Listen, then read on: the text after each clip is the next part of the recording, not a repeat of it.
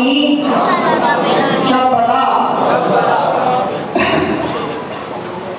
नमो तस्सै भगवतो अरहतो सम्मा सम्बुद्धस्सै।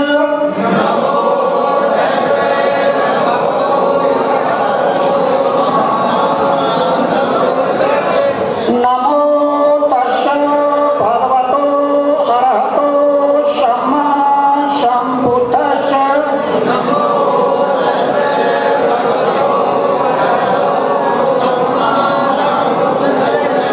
नमो तस्सै भगवतो अरहतो सम्मा सम्बुद्धस्सै।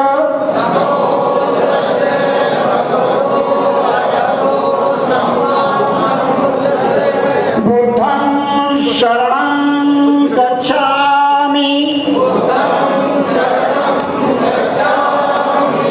धम्मं शरणं गच्छामि। संघं शरणं गच्छामि। द्वितीयंपि बुद्धं शरणं गच्छामि।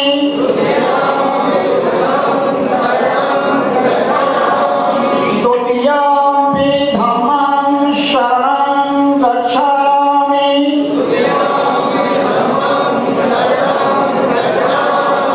द्वितीयंपि संघं शरणं गच्छामि।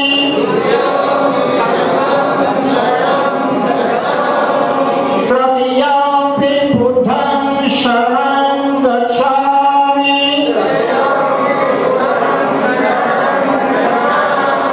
तृतीयंपि धम्मं शरणं गच्छामि।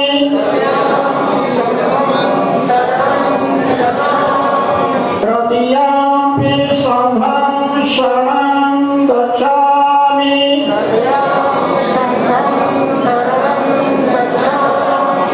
पाणिपाता वेरमणि सिक्खापदं समादयामि।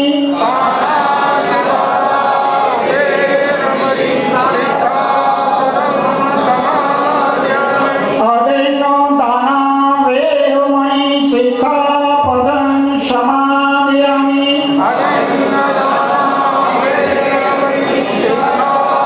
भगवन्तों, मैं पहले कह चुका था कि 5 बातों का अर्थ करके आपको बताऊंगा। आपने 22 प्रतिज्ञा ग्रहण की और भगवान गौतम बुद्ध के 5 शिव ग्रहण किए।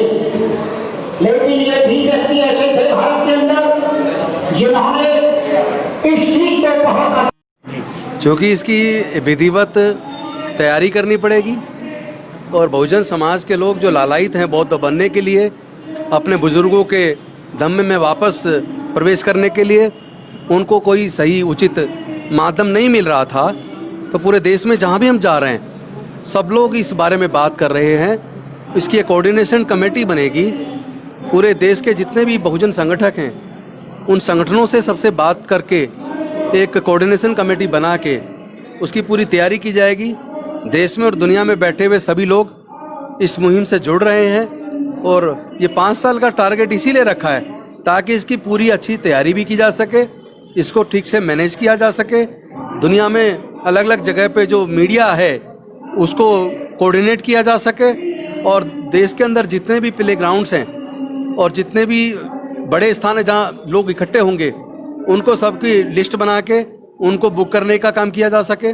तो पूरी व्यवस्था के साथ हम लोग इस 10 करोड़ लोगों को वापस अपने बुजुर्गों के धम में वापस लाने का जो हम काम करेंगे तो उस पर पूरा काम करना, इसीलिए इसको 5 साल बाद का लक्ष्य रखा गया। देखिए, बुद्धिज़्म जो है वो ज्ञान पे आधारित धर्म है, वो धम्म है जिसमें विकास का रास्ता है, जिसमें समता, मैत्री, भाईचारा, न्याय, बंधुता ये सब है ना। तो वहाँ जाति और धर्म के बंधन नहीं है।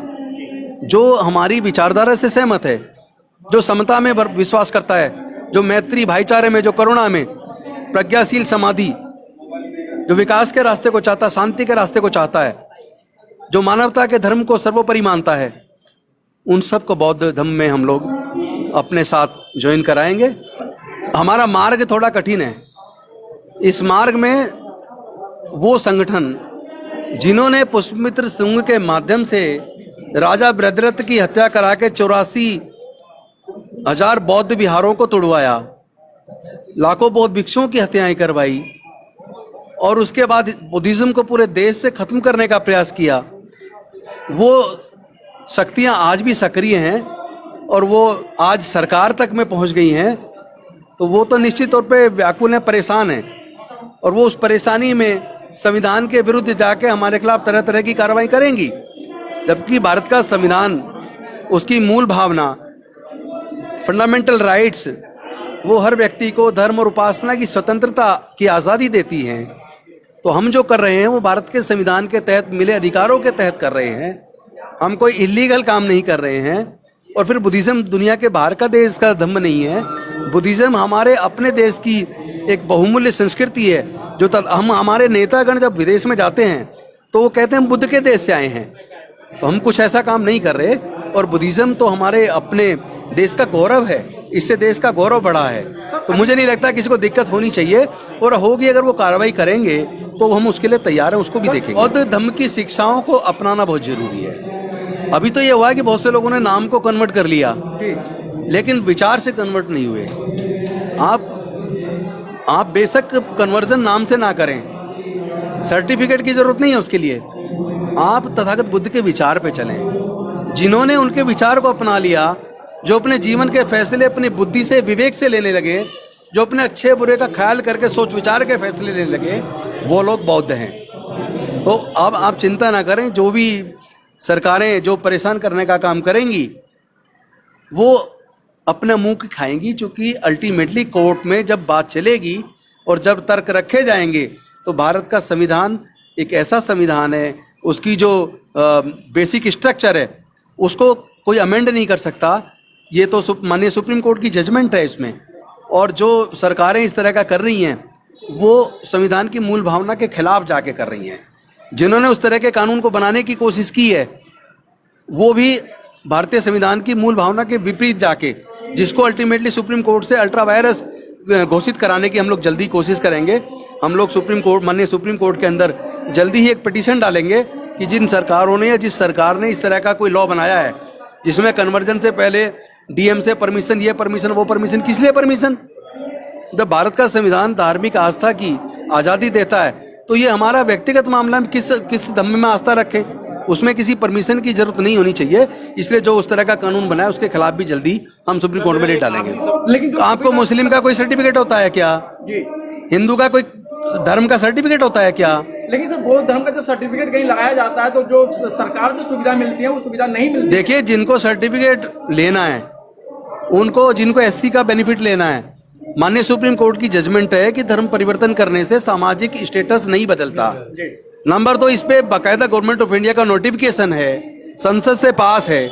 आप बौद्ध बन के, बौद्ध का सर्टिफिकेट लेके आप अगर नौकरी के अंदर सरकारी संस्थानों में रिजर्वेशन लेते हैं तो आपको बिल्कुल अलाउड है, कोई मना नहीं कर सकता। जो ऐसा कह रहा है उसने उसको पढ़ा नहीं है।